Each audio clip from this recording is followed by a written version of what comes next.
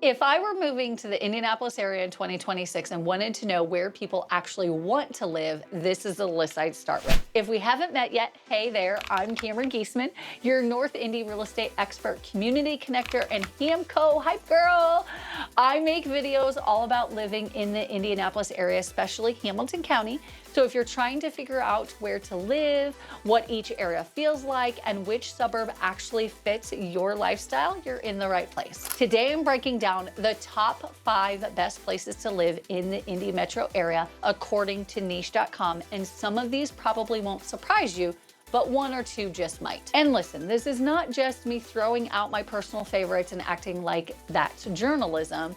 These rankings are based on things like school, crime, amenities, cost of living, and overall livability. So if you've been wondering which suburbs and communities are rising to the top right now, this is a pretty solid place to start. All right, let's get to the top 5. Coming in at number 5 is Meridian Hills. Now, this one is a little different from the others on this list because it is tiny compared to the big suburb names people usually talk about. Meridian Hills has a population of 1,767 people, and it earns an A+ overall grade. More than 97% of residents own their homes in Meridian Hills.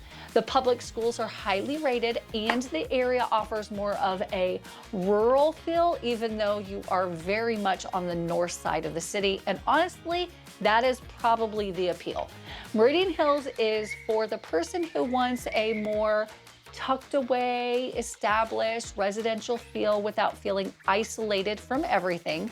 The town itself was established in 1937 and is described as the area as a relaxed residential neighborhood with mature trees, winding streets, and hilly terrain. So this is not the place you move if you want brand new everything and a Kroger every 11 feet. This is more timeless, quiet, and understated. So if you like charm, privacy, and a more classic north side Indianapolis vibe, Meridian Hills makes a lot of sense. At number 4, we've got Westfield.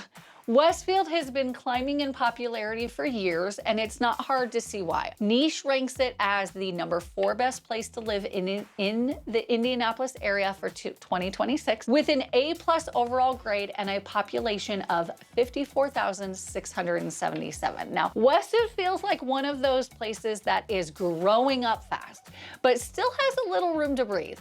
It has that newer suburban energy that a lot of buyers love, especially families who want newer neighborhoods, newer amenities, and a little more space without being too far removed from the Indy metro. A huge part of Westfield's identity is Grand Park, which sits on more than 400 acres and includes 31 multi-purpose fields, 26 diamonds, and a 377,000 square foot event center. It is currently home to the Indianapolis Colts training camp and a ton of regional sports activities. So if you have kids in sports, or you just enjoy being in an active community where stuff is always happening, Westfield has a big advantage. The vibe in Westfield is very family forward, growth oriented, and active. It's a good fit for people who want the convenience of Hamilton County, strong schools, newer development, and a suburb that still feels like it has momentum.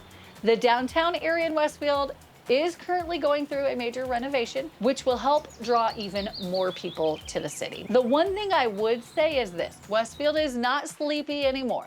So if you're picturing some hidden little small town where nothing changes, you're looking in the wrong place. Westfield is growing, and people clearly like where it's headed. Now, at number 3 is Zionsville. Zionsville comes in with an A+ overall niche grade and a population of 32,095 people. Zionsville has an excellent school system and retains its small town feel while still being close to Indianapolis and surrounding areas. And that right there is exactly why so many people love Zionsville. It has a very specific personality. It's polished, charming, and honestly a little storybookish in the best way. The town itself leans into the fact that its brick Main Street is part of what makes Zionsville so distinctive. And the park's map also shows just how much trail and green space is woven into the community, including the rail trail and multiple parks and nature areas. Now, this is a great option for someone who wants a more quaint, upscale, community-centered feel. It has that we love local businesses, pretty streets, and cute downtowns energy. So if Carmel feels a little too busy for you and Fishers feels a little too modern or fast-moving, Zionsville often lands right in that sweet spot. Zionsville is also one of those places where the identity of the town really matters. People do not just live there. They are into Zionsville. They want the brick streets, the local character, the schools, and the sense of place.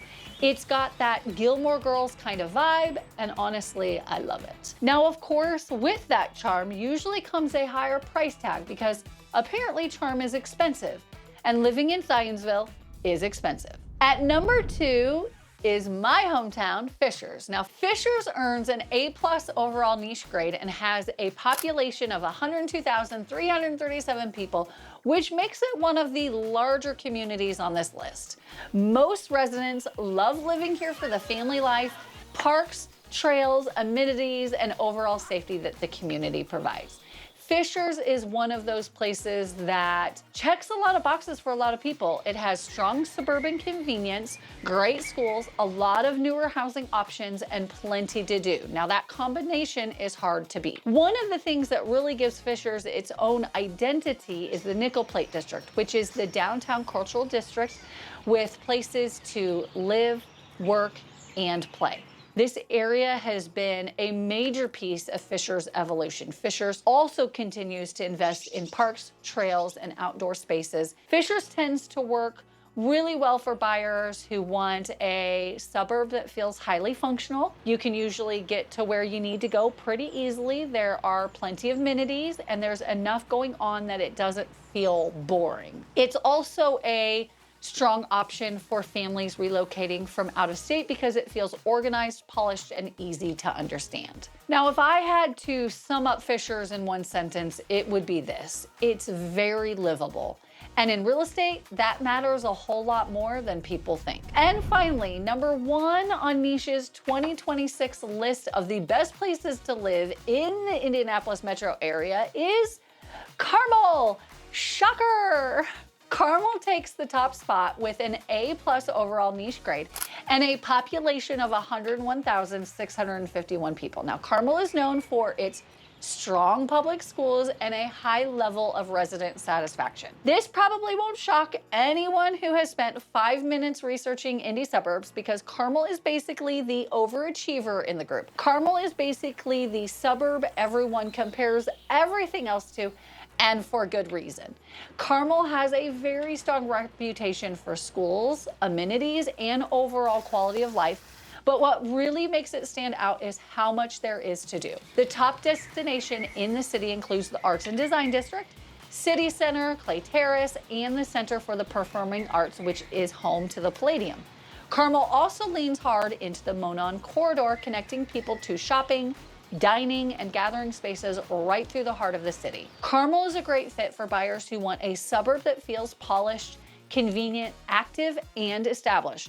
There's a little bit of everything here: arts, restaurants, trails, events, shopping, nice neighborhoods, and a strong sense that the city is very intentional about how it grows and maintains itself. For a lot of people, Carmel feels like the most complete package in the Indy metro area.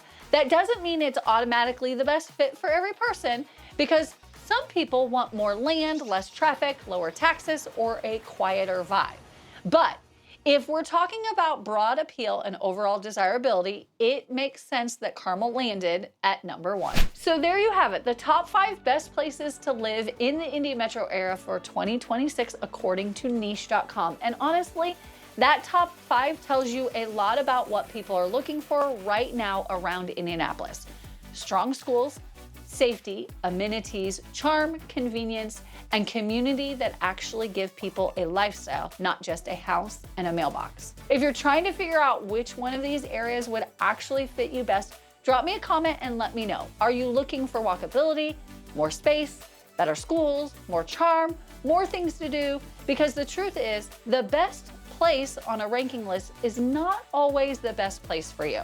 And if you're thinking about moving anywhere in the Indy metro area and want help narrowing it down, reach out. My husband Adam and I help people make that move all the time.